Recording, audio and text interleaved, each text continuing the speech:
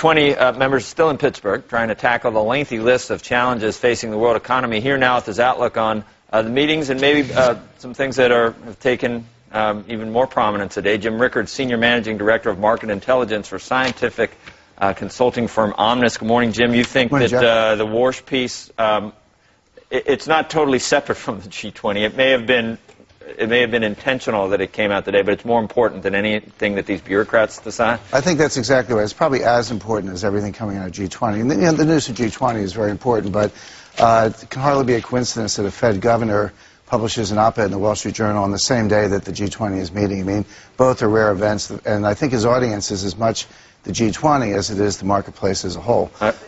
This is Kevin Warsh again. Yeah, Kevin Warsh, right. The Fed governor. The Fed governor who is saying the Fed's job is only half over today. Right. What he's saying, he's giving the market a heads up on the following. The Fed has traditional metrics that they would use to decide when to raise interest rates. Capacity utilization, unemployment, a few other things. What he's saying is that don't rely solely on that. In addition to that, we may look at asset prices. And that may be one of the signals to cause us to raise interest rates, which is not traditional.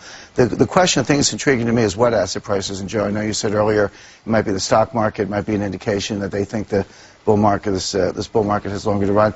My view is that it has to do with gold. What he's doing is sort of preempting the collapse of the dollar. If gold goes to 1,500, that's not because dentists are suddenly busy, filling people's teeth. It has to do with the fact that the dollar is imploding, and so Warsh is saying to G20, we're not going to let that happen. Now, he can't come out and say that because the minute you talk about the Fed governor talks about the collapse of the dollar would start to collapse. So he's doing it by indirection. But when he says asset prices, I read that to mean basically gold, which is a proxy inversely related to the dollar. Well, if in a perfect world, a guy like you, if you're a policymaker, you get run out of town on a rail. If you try to raise interest rates when unemployment is still hitting higher and going above 10%, theoretically, if you tried to do it right now, there would be so much populist anger or questioning of what you were doing. But you're saying right now that, I mean, you said this off camera, they should have started raising rates 6 months ago? Sure, to defend the dollar. The dollar is the linchpin of national security. I mean, how are we going to, conduct a war, or are we robust to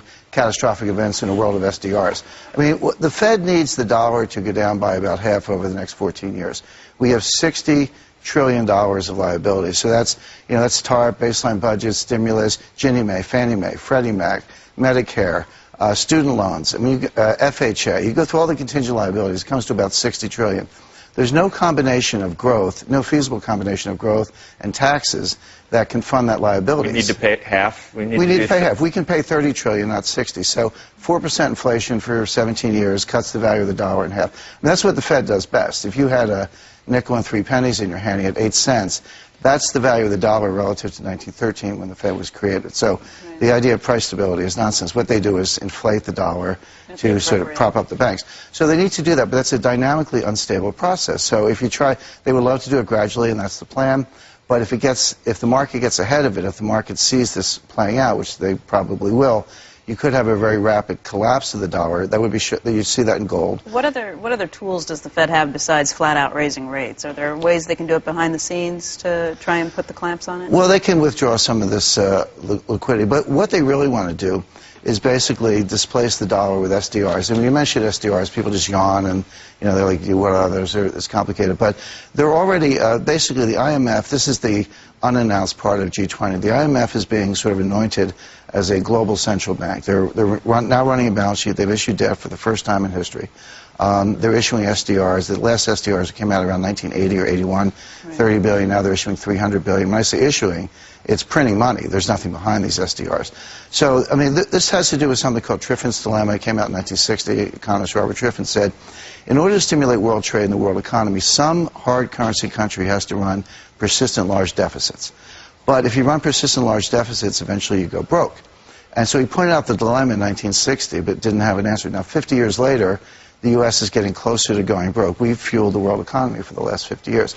So how do you get out of that? Well, the U.S. can get its own house in order, but that would cause world trade to contract. So what you need is to kick the problem upstairs. So we're going to use SDRs to fuel the global economy, so that way we can take the dollar off in a corner and depreciate the dollar to solve our own debt problems. So that's the unannounced play, but the empowerment... Does that mean that we're no longer the country that's fueling Exactly, and let's call that the new dilemma to replace Triffin's dilemma, which is we have a solution for Triffin's dilemma, which is SDRs, but we don't have a solution for the national security implications of that, which is how we, if we have to fight a war, if we have a catastrophe, we no longer have this privilege of printing money. We just have another currency like sterling, or maybe worse.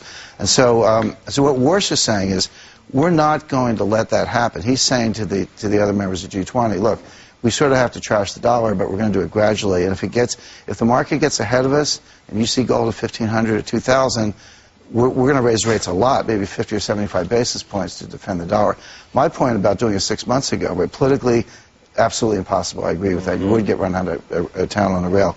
But it would have gone a long way to strengthening the dollar and helping our economy in the long run. Well, you just made a heck of a case for buying gold right at 1,000 then, didn't you? Well, yeah. The problem with gold is, I like gold, and You like it at 1,000? Yeah, I recommend to my clients, conservative clients, 10% gold, 90% cash, and that I think gold's a double, and that can kind of, give you maybe 7-8% a year for a couple of years with a lot of liquidity and a lot of safety, limited downside.